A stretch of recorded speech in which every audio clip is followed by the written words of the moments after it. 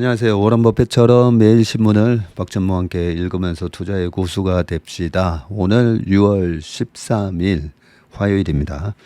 어제 볼륨이 조금 낮아서 불편을 드려서 좀 죄송합니다. 오늘은 약간 좀 큰 목소리로 방송을 좀 찍도록 하겠습니다. 오늘 기사는요, 매일경제신문인데, 오늘은 화요일인데 책을 얘기하는 순서는 아니지만, 얼마 전에 신문에 읽다가, 하반신 마비된 환자도 이제는 일어나서 걸을 수 있는 그런 무슨 로봇이 개발됐다, 이런 거 얘기하면서 제가 잠시 말씀드렸었는데, 이 책 보시면요, 나는 정말 운이 좋은 사람입니다. 라는 책이 어제 배달이 됐습니다. 여러분들이 잘 아실 거라고 생각하는 그 세이노라는 분이 그분이 추천서를 써주셨는데, 피보다 진하게 살라는 말의 뜻을 저자는 자신의 삶에서 오롯이 보여주었다라고 되어 있고요. 이 저자분이 1987년도에 입학하셨으니까 87학번이십니다. 87학번이신데 93년도에 럭키 금성, 현재 LG죠.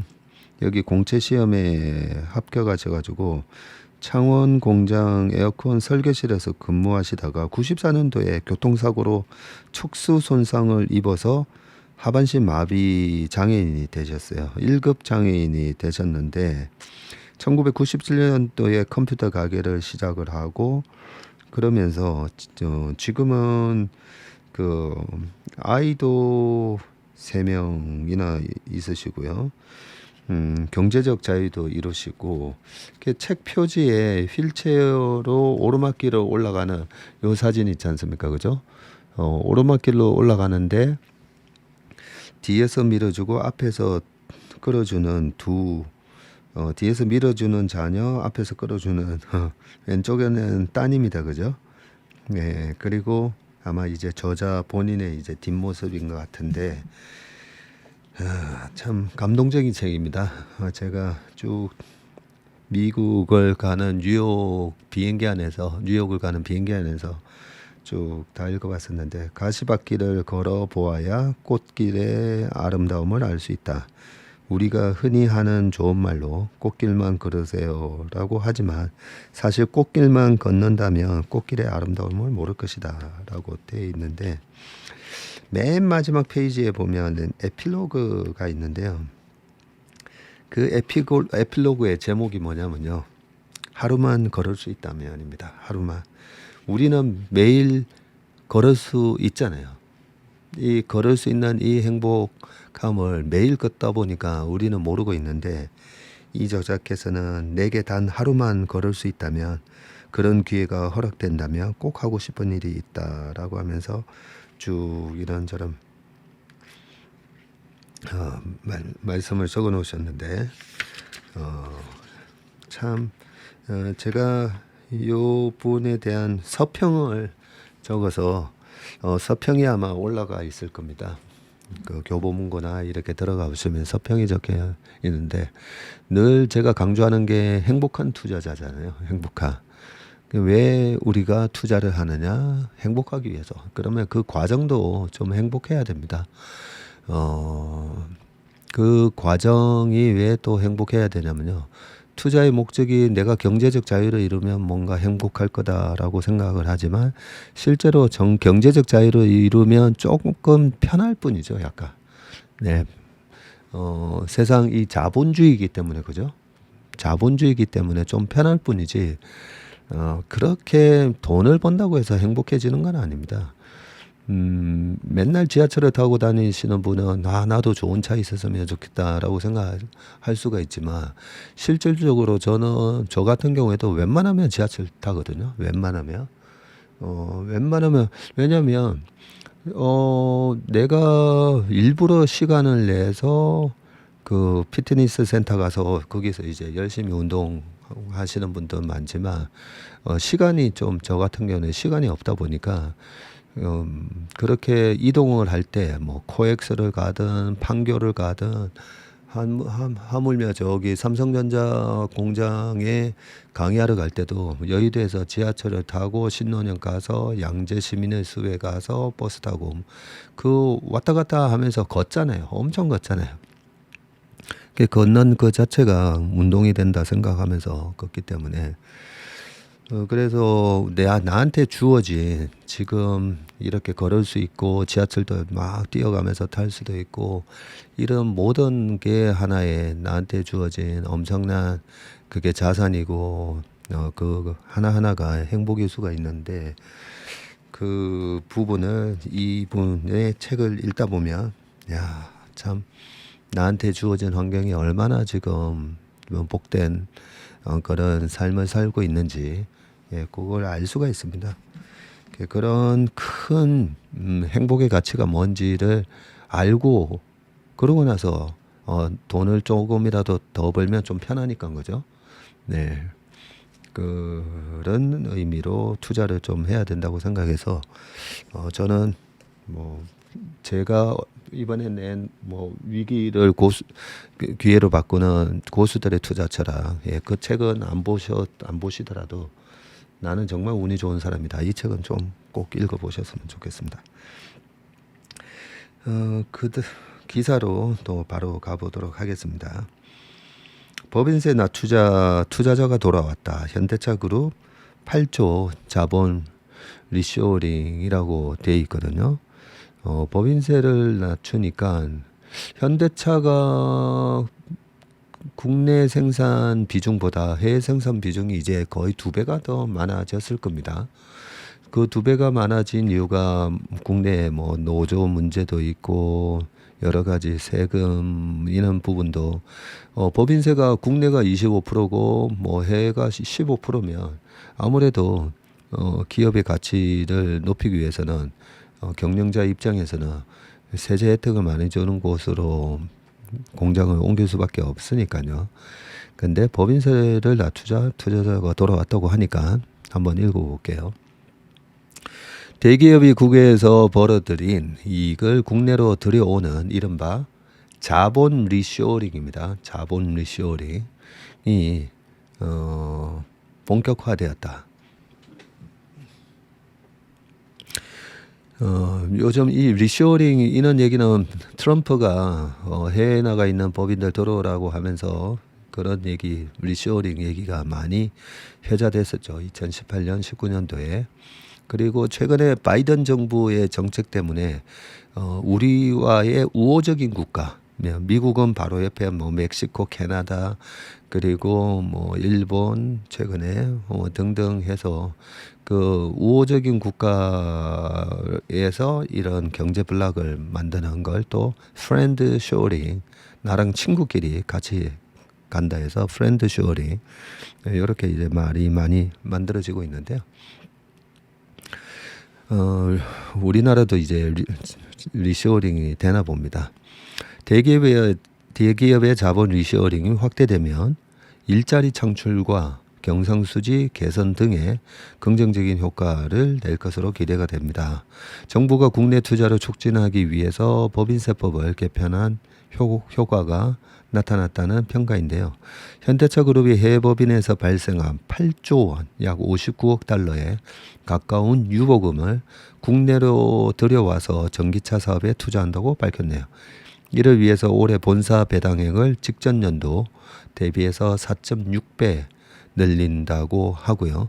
지난해 현대차, 기아차가 국외 시장에서 사상 최대 실적을 기록하면서 잉여금을 대거 쌓아둔 것이 밑바탕이 됐는데 현대차그룹 역사상 최대 규모의 자본 리쇼어링이라고 합니다. 지금 또 환율이 뭐 1280원 굉장히 높으니까 이 달러 59억 달러를 지금 갖고 오는 게 저도 좋다라고 생각합니다. 삼성전자도 올해 들어서 해외 법인이 보유한 막대한 잉여금을 국내로 들여오고 있는데요. 삼성전자 사업보고서에 따르면 1분기 배당금 수익이 8조 4,400억 원이었고요. 1년 전 같은 기간 배당금 수익은 1,275억 원으로 올해 60배 이상 늘어난 셈이다. 그래요? 삼성전자가 해외 이익을 국내로 들여온 것은 투자 실탄을 마련하기 위한 것으로 풀이된다. 얼마 전에 삼성전자가 밑에 자회사 삼성 디스플레이로부터 돈을 빌리기도 했죠. 기업들이 자본 리쇼어링에 적극적으로 나서는 것은 세법 개정으로 법인세 부담이 줄어든 결과이고 해외 법인이 국내에 보내는 배당금을 비과세로 전환한 법인세법 개정안이 지난해 말 국회를 통과했기 때문이다. 이런 모멘텀이 있었네요. 기업들이 자본 리쇼어링에 적극 나선 게 작년 말에 해외 법인이 국내에 보내는 배당금에 대해서는 비과세. 그 해외에서 벌어들인 걸 한국 갖고 온다고 해서 그걸 세금을 때렸었나 보네요. 어차피 배당 수익은 전체적으로 합산해서 법인세를 매길 건데 아무튼 개정세법에 따르면 올해 초부터 국내 기업이 10% 이상 지분을 보유한 자회사에서 받는 배당소득의 95%의 세금을 매기지 않는다고 합니다. 이에 따라서 SK와 LG 등 다른 대기업도 해외 잉여금에 대한 국내 배당 확대를 적극적으로 검토할 것으로 관측이 되고 유정주 정경련 기업제도 팀장은 현대차그룹의 사례는 국내 투자 환경이 개선되면 바로 기업이 투자할 수 있다는 것을 보여준다면서 앞으로도 지속적인 기업 환경 개선을 통해서 국내 기업의 투자를 활성화해야 한다고 말을 했습니다. 네. 아무튼 요 세법 하나 딱 개정하면서 이 리쇼어링이 또 일어나니까 참 좋다, 그죠? 두 번째 기사는 K반도체 산증인의 배신. 30년 쌓아 올린 노하우 중국에 빼돌려라고 하는데 저도 이 기사를 어제 저녁에 식당에서 보면서 깜짝 놀랐었는데요. 일단 내용을 한번 먼저 보겠습니다. 삼성전자 반도체 공정 기술을 대거 빼돌려서 중국에 복제 공장을 만들려던 A씨 65세시네요. 한때 국내에서는 최고 전문가로 꼽혔던 인물이라는 점에서 더 충격을 줬는데 반도체 세계 1위 기업인 삼성전자에서 18년간 근무하다가 상무로 퇴직을 했고요.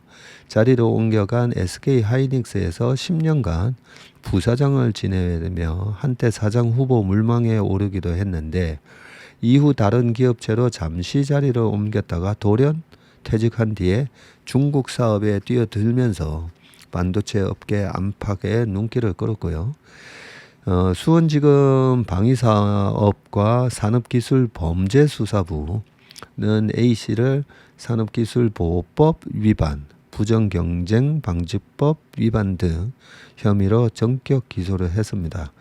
A씨가 중국에 설립한 회사에 근무하는 직원 5명, 전 삼성전자 직원 3명과 전 삼성 계열사 직원 2명 하고 삼성전자 시안 공장 감리회사 직원 1명도 공범으로 불구속 기소를 했네요.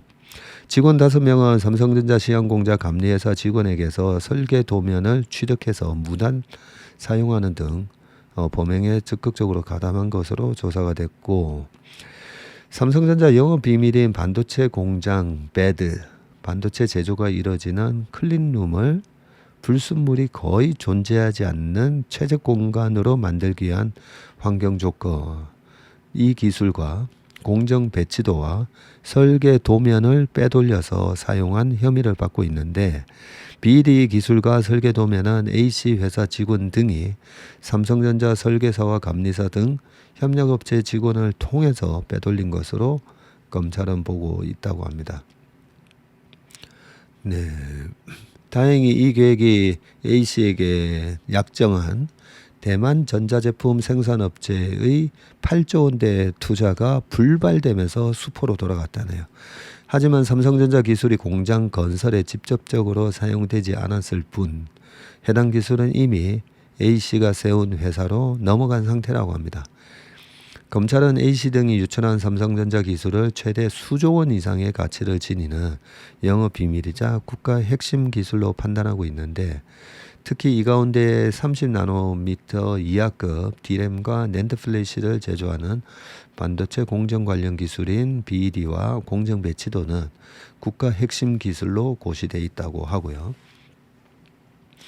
A씨 등이 부정 유출 사용한 삼성전자 반도체 공장의 BED와 공정 배치도 설계도면은 삼성전자가 최적의 반도체 제조 공장을 만들기 위해서 30년 이상 시행착오를 거치면서 개발한 기술로 최소 3천억 원에서 최대 수조 원 상당의 가치가 있는 영업 비밀이라면서 이번 범행으로 삼성전자에는 최소 3천억 이상 손해가 발생했고, A씨가 만든 회사는 이 금액만큼 비용을 절감하는 이득을 취했다고 합니다. 삼성전자와 SK 하이닉스를 퇴직한 이 A씨는 중국 대만 자본을 끌어들여서 중국에 2개 회사를 차린 뒤에 이 같은 범행을 저질렀다고 하고요. 대만 굴지 전자제품 생산업체 자본 한 8조 원 투자받기로 하고, 싱가포르 B사로가 이제 중국 소재 기업이고요. 그리고 중국 청두시 자본으로 한중 합작 C사를 설립한 뒤에 삼성전자와 SK 하이닉스 출신 핵심 인력 200여 명을 고액 연봉을 주고 영입을 했다고 합니다. 기존 연봉의 2배 이상을 지급한 것으로 알려졌습니다. A씨가 중국 청두시의 전체 지분의 60%에 달하는 4,600억 원을 투자받아서 만든 반도체 제조 공장은 지난해 연구개발 R&D 동을 완공해서 삼성전자 반도체 기술이 적용된 반도체 시제품을 생산한 것으로 알려졌고요. 2020년도에 만들었네요. 아무튼 이런 협의가 알려지면서 국내 반도체 업계가 충격에 빠졌는데, 그 오랜 기간 동안 전자와 하이닉스에 일했고 그와 함께 일했던 동료와 후배 직원들도 여전히 이들 기업에서 지금 일하고 있다고 합니다. 특히 글로벌 경쟁이 격화되면서 국내 반도체 기업들의 위기감이 고조된 가운데 선배 엔지니어의 기술 유출 혐의가 불거지자 황당하다는 반응이 쏟아졌고요. 한 관계자는 기업은 물론 국가로부터도 적잖은 혜택을 받은 인물이었다고 꼬집었습니다. 박진성 수사부장은, 검찰 수사부장은 범행 규모와 피해 정도가 기존 개별적 반도체 기술 유출 사건과는 비교가 어려울 정도로 중하다고 설명을 했습니다. 국정원이 하는 일 중에 여러 가지 일이 있는데, 그 중에 하나가 국가 이런 핵심 기술을 빼돌리려고 하는 거, 그것도 되게 감시를 많이 합니다. 네. 아무튼 이런 일이 빙산의 일각인 건지 아니면 이런 일들이 이제 막 시작되는데 잘 잡아낸 건지 모르겠지만 아무튼 참 다행이다는 생각이 들고요. 이런 분들이 기술을 빼돌리고 이런 거에 대한 삶의 어떤 가치관, 가치관에 65세에 진짜 삼성전자 하이닉스 이렇게까지 참 맨 마지막에 얘기하신 분 얘기대로 기업과 국가로부터 적잖은 혜택을 받으신 분인데, 돈이 인생의 목표인 것 같습니다. 이분의 가치관에. 그 다음 기술을 보겠습니다. 기사를. 솜방망이 처벌에 툭하면 기술 유출 사고. 그 다음 후속 기사가 왜 이런 일이 계속 일어나는지 그런 부분인데, 국가 최근 5년간 해외 기술 유출에 대한 표가 나오네요. 아까 제가 이게 최근에 갑자기 나온 그 이벤트이긴 한데, 이런 일들이 얼마나 많았는지 그런 게 궁금했는데, 5년간 해외 기술 유출에서 반도체가 24건이고요. 디스플레이 기술도 20건, 2차 전지도 있네요. 7건, 자동차 7건, 정보통신 7, 조선 6건, 전기전자 4건, 기타 18건이라고 합니다.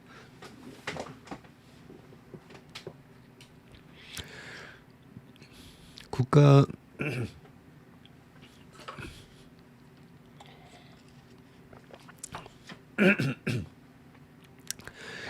국가 핵심 기술로 꼽히는 반도체 공장 설계 자료를 중국 등 해외로 유출을 하려는 시도가 반복되는 것은 그만큼 한국의 반도체 공정 기술을 탐내는 국가와 기업이 많다는 의미다.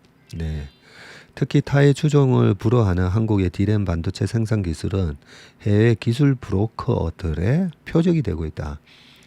이런 걸 또 기술 빼돌리는 브로커가 있네요. 네, 영화 같은 데 보면 무기, 그죠? 무기 브로커들도 막 많이 나오는데, 예, 기술 브로커들이 설치고 있나 봅니다. 최근 미국과 중국 간 기술 갈등이 증폭되고 글로벌 반도체 공급망 재편이 가속화하는 가운데 이 같은 기술 인재 유출 사례는 더 빈번해질 가능성이 크고 기술 유출 사태를 막기 위해서는 처벌 수위를 높이는 동시에 정부와 기업 차원에서 적극적으로 핵심 인력을 관리해야 한다는 지적이 나옵니다. 그러고 보니까 아까 그 반도체 공장, 복제 공장, 그게 삼성 반도체 뭐 1.5km 떨어진 곳에 있다고 하는데 1.5km는 사실 걸어가도 되는 거잖아요. 1,500m. 네, 우리가 1,000m 고등학교 때 달리기도 했었는데, 그죠? 굉장히 가까운 곳에 그런 공장을 지으면 그 삼성전자 직원들이 몰랐을 리가 없었는데 너무 대범하게 하셨네요.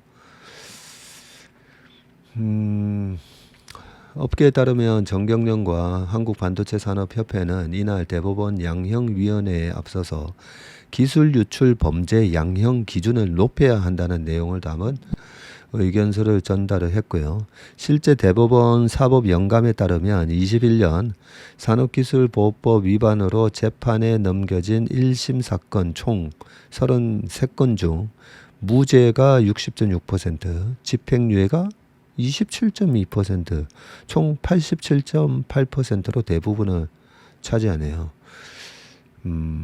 동시에 국내 기업들은 인력 유출을 막기 위해서 사활을 걸고 있고요. 통상적으로 기술 유출이 엔지니어 인력 스카우트를 중심으로 이루어지는 탓인데 삼성전자는 지난해부터 우수 인력이 정년 이후에도 근무할 수 있는 시니어 트랙 제도를 도입을 했고요.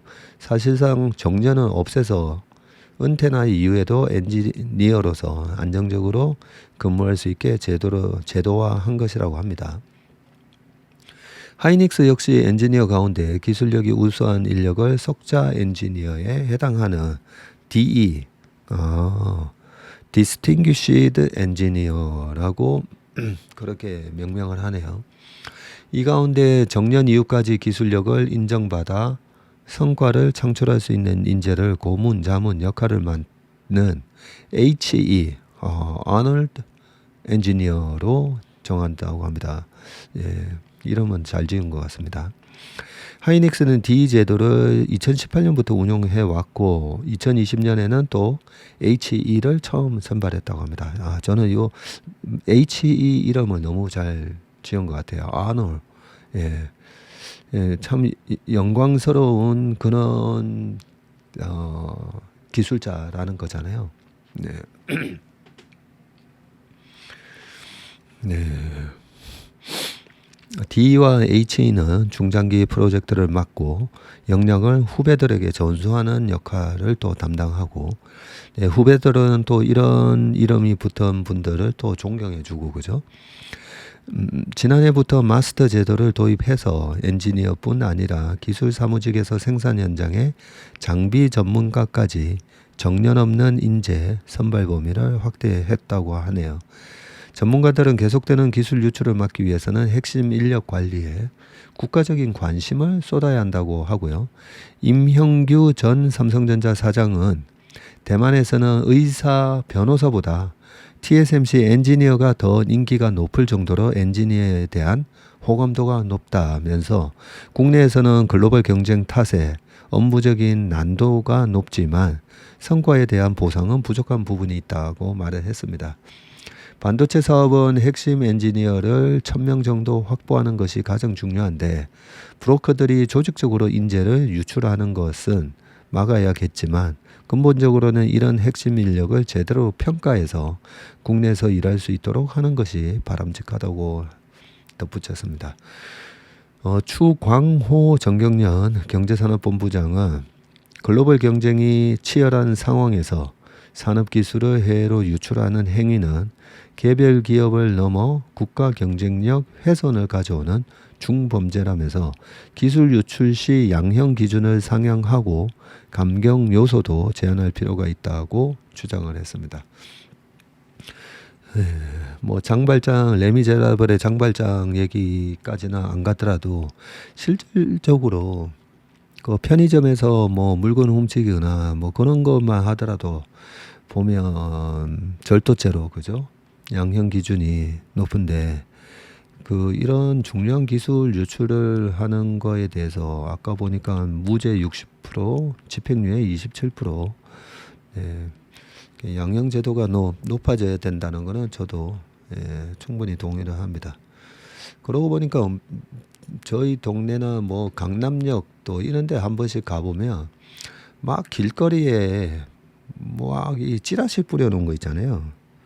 저는 왜 그런 것도 처벌을 좀 강화 안 하나 모르겠어요. 중국이나 다른 미국이나 많은 관광객들이 우리나라에 와가지고 참 깨끗하다라고 하는데 보면 토요일, 금요일 저녁만 되면 뭐 엄청난 찌라시를 뿌리잖아요. 전화번호 적혀 있고 무슨 뭐 그런 무슨 뭐 하는 건지 모르겠는데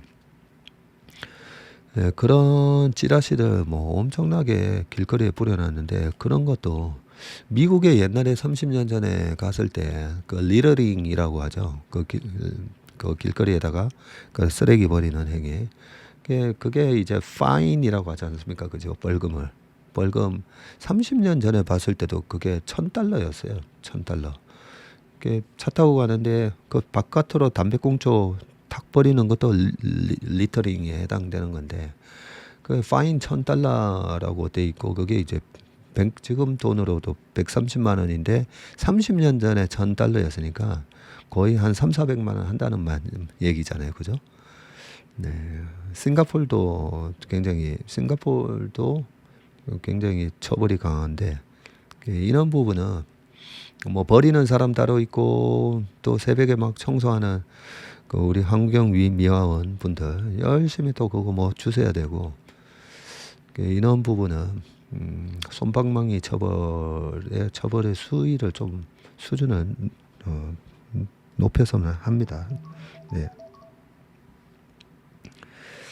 그다음 기술장벽 쌓자 TSMC 지재권 5만 5천 개 확보. 방금 이제 TSMC에 대한 얘기를 말씀을 드렸는데요. 한번 보겠습니다. 해외 사례를. 반도체 업계에서 지속적으로 불법 기술 유출 시도가 이어지는 가운데 한편에서는 배타적 기술력을 확보하기 위한 물밑 경쟁이 치열한데요. 첨단 기술 지식재산권, 메모리 산업에만 국한되지 않습니다. 반도체 위탁 생산, 파운드리 업계에서도 설계 자산 확보를 위한 총력전이 펼쳐지고 있는데 대만 TSMC의 IP 자산은 지난 해말 기준으로 5만 5천 개를 넘어선 것으로 확인이 됐고요. 이는 전년보다 37%나 급증한 규모라고 합니다. 파운드리는 고객이 반도체 설계도를 가져오면 생산을 맡는 거죠. 다품종 소량 생산이 핵심인 파운드리 사업에서 IP는 특히나 중요한 자산인데 이 때문에 자연스럽게 팹리스 반도체 설계 전문 회사들은 IP를 많이 보유한 파운드리를 찾을 수밖에 없다고 합니다. IP 확보의 중요성을 일찍 간파한 TSMC는 꾸준히 투자를 늘렸고요. 그 결과 지난 10년간 확보한 IP 수가 10배 이상 늘었다고 하네요. 이는 고객사가 TSMC에 몰리는 배경이 됐고, 삼성전자는 그동안 IP 확보에 상대적으로 취약을 했는데 선단 미세 공정 도입에서는 TSMC에 밀리지 않았지만 고객사 수에서 차이가 나게 된 이유 중 하나라고 합니다. 그동안 삼성전자는 TSMC가 보유한 IP의 20-30% 수준을 확보한 것으로 알려져 있고요. IP의 중요성을 깨달은 삼성전자는 최근 공격적으로 확대에 나서기 시작을 했고요. 경계현 삼성전자 사장은 최근 외부 강의에서 파운드리 산업을 호텔 경영에 비유하면서 생산 능력이 객실수라면 IP는 호텔이 제공하는 서비스로 볼 수 있다면서 고객을 유치하기 위해서는 객실 수도 중요하지만 서비스를 더욱 강화해야 한다고 이렇게 강조를 했습니다. 이 IP 예전에 IP 얘기 한번 말씀드렸죠. IP만 가지고 그걸 분석을 해서 투자하는 그런 알고리즘을 만들어서 저한테 찾아오신 분이 계셨는데 TSMC로 제가 보면서 엔비디아가 신고가 막 냈잖아요, 그죠? 그 작년에 TSMC에 워런 버핏이 투자했다고 해서 와 그래 하고 확 올랐다가 워런 버핏이 또 팔았다니까 또 밀렸다가 근데 엔비디아가 누구한테 맡깁니까? 생산을 TSMC한테 맡기잖아요. 그런 거 보면 우리가 주식시장에 이런 밸류체인과 연결고리를 잘 알고 있으면 엔비디아 주가가 저렇게 올라갔는데 쟤는 왜 아직 저렇게 많이 못 올라갔지? 뭐 이런 생각이 살짝 들면서 얼마든지 이 신문을 읽다 보면 투자에 대한 좋은 아이디어를 많이 얻을 수 있습니다. 마지막 기사입니다. 소로스 250억 달러 재구 반 트럼프 아들이 승계했다라고 하네요. 제가 주식을 하면서 한 번씩 이렇게 보면 이제 좀 깨달음을 얻을 때가 있잖아요. 예. 큰 하나의 또 깨달음을 주신 분이 이 조지 소로스입니다. 우리가 그 유진 파마 교수가 모든 정보는 다 시장에 반영이 돼 있다. 예. 그리고 그렇기 때문에 주가에 대한 뭐 밸류에이션이 이게 싼지 비싼지에 대한 공부를 할 필요가 없는 거죠. 그래서 유진 파마 교수님 얘기로는 뭐 PER이 낮든 높든 PBR이 높든 낮든 그건 이미 모든 정보를 다 반영을 하고 있기 때문에 그거 분석해 봐야 초과 수익을 내기 힘들다는 거죠. 근데 조지 소로스의 그 재기 이론이라고 일본 책이 아마 재기 이론으로 번역을 해서 재기 이론이라고 하는 것 같은데 그 리플렉시비티라고 해서 좀 이렇게 재반영을 한다. 예, 재반영 그게 정확한 이제 해석인 것 같습니다. 시장은 어떤 이벤트가 나오면 그 부분에 대해서 반영을 하긴 하는데 많은 그 시장에 참여한 투자자들이 어떤 얘기가 나왔을 때 에이 그거 뭐 테슬라 한 7년 전만 하더라도 사람들이 아직까지도 그거 사기다고 얘기하는 사람들이 있었다 했잖아요. 에이 그거 사기 아니야? 뭐 이런 식으로 부정적인 인식 때문에 어떤 그런 팩트나 어떤 변수가 분명히 펀더멘털에 영향을 미치는 변수가 발생을 해도 인식이 투자자들의 인식이 그걸 다 반영을 안 할 수가 있잖아요. 그죠? 예, 그러면서 에이 그거 아직 아니야 하다가 주가가 그 펀더멘탈한 요소를 반영을 하면서 올라가잖아요. 올라가면 그런가 하면서 대중들의 100명 중에 처음에 10명, 15명이 선구적인 선구안을 갖고 이거야 하라고 샀다가 나중에 그 100명 중에 80명, 90명, 100명 마지막에 뒤따라오는 한 30명이 와 이거 맞는가 봐 하면서 살 때가 주가가 이제 막 올라가면 그 현상을 보면서 투자자의 인식이 바뀐다는 거죠. 예, 투자자의 인식이 바뀌고 그 인식이 바뀌면서 뭐 어떻게 하죠? 주식 사잖아요. 사면 또 주가가 또 올라가잖아요. 그 올라가면 올라가는 걸 보면서 아니야 아니야 이번에는 아직까지 시장이 올라가는 게 말이 안 돼. 경제가 안 좋단 말이야라고 얘기하던 사람들도 인식이 바뀌면서 사야 되나? 지금이라도 2차 전지든 반도체든 아니면 뭐 엔터테인먼트든 이런 거 사야 되나 이렇게 인식이 바뀌면서 뒤늦게 이제 막 사게 되죠.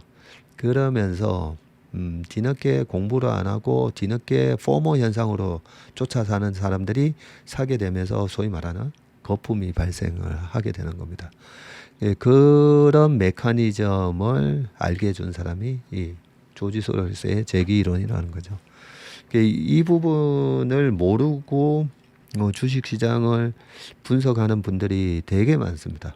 되게. 예, 그러면 본인이 그런 오늘도 아침에도 보니까 테슬라에 대해서 어디 기관이 중립으로 갖고 있다가 이제서야 300불 하면서 또 투자 의견 상향 그렇게 미국의 투자 기관인 것 같은데요. 그렇게 한 거 보면 애널리스트도 그렇고 펀드 매니저도 다 마찬가지라는 거죠.